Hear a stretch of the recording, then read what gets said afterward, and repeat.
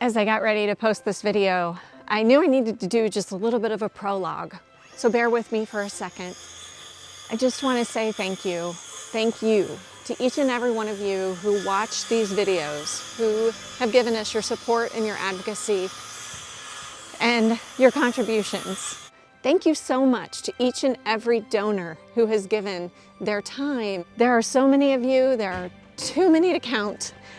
I know that we've gotten gifts from $5 all the way up to $100,000, and none of this would have happened for the Ray House without you.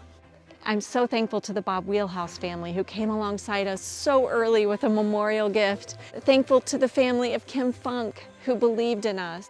For any of you who shared our videos, and just for your friendship and advocacy and your love for this amazing historic place that is the Ray House in our little tiny town of 3,000 people in Rushville. Thankful to all of our board members who give so generously of their time each and every month. Very generous friends in Texas who've supported us and who made a portion of our porch possible. The anonymous benefactor in Rushville has been so generous. The list goes on and on. There's people who've bought our book. They've gone to our fundraisers. Thank you for loving historic places, for wanting them to prosper and grow. Thank you, thank you, thank you.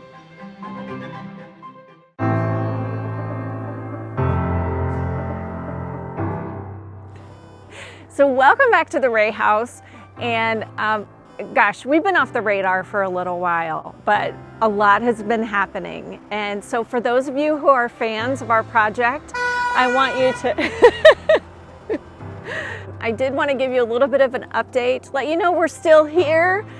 We're still doing great things, and so I'm going to walk you through that now, so let me show you around.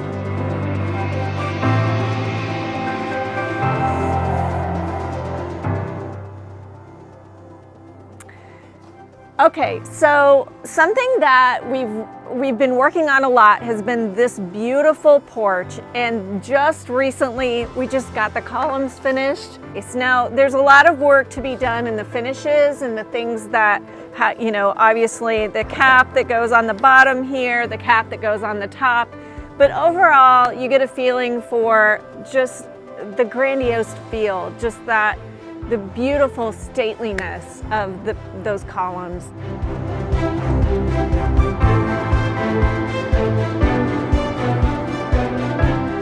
They had to rebuild this radius that's up here, and that was very, very difficult for them to actually get that radius correct. The way that it hugs this bump out is very, very intricate.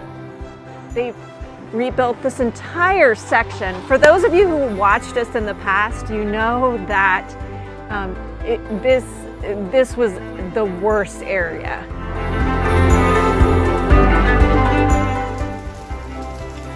There were open sections of roof here where water would just pour in.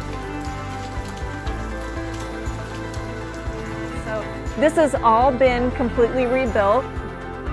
The header and all of the structural elements have been rebuilt, and it has new roofing on it as well. It is amazing to go inside the Ray House now and have it be completely dry.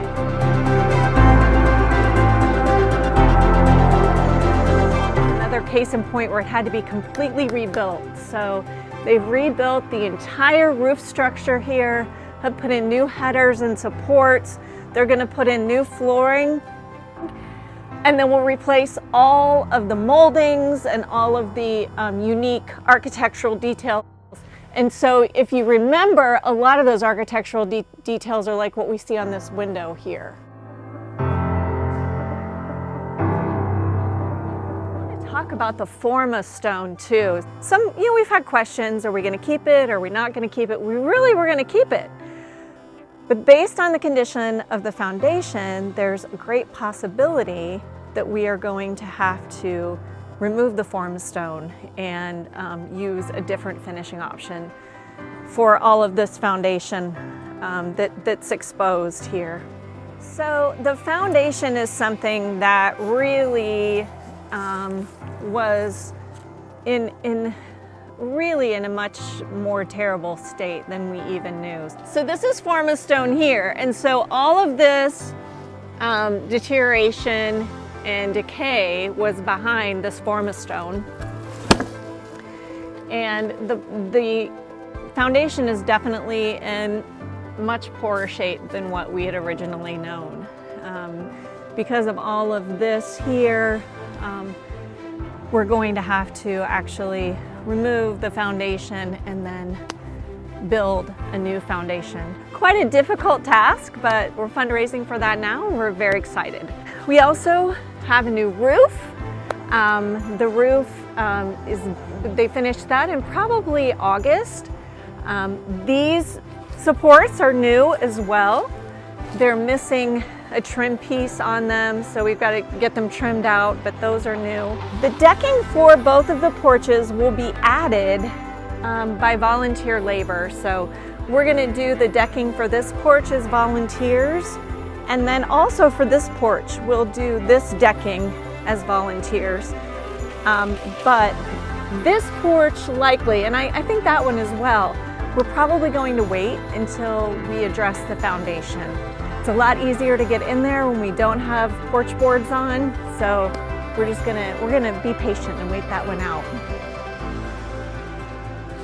Another interesting detail that many fans of this home will see change over the next year will be these two chimneys up here. So the chimneys need to be addressed. There needs to be some significant tuck pointing and work to them, but they are very specific to the design of the home, so we don't want to see them go away. Even though we don't have functional fireplaces in the home, we still want to be sure that that's a design element that remains. Possibly in the spring, when the weather gets warmer, the chimneys will be dismantled and we will rebuild them, but they will be faux chimneys, essentially. We'll just put facing brick on a box and we'll build that box on the roof.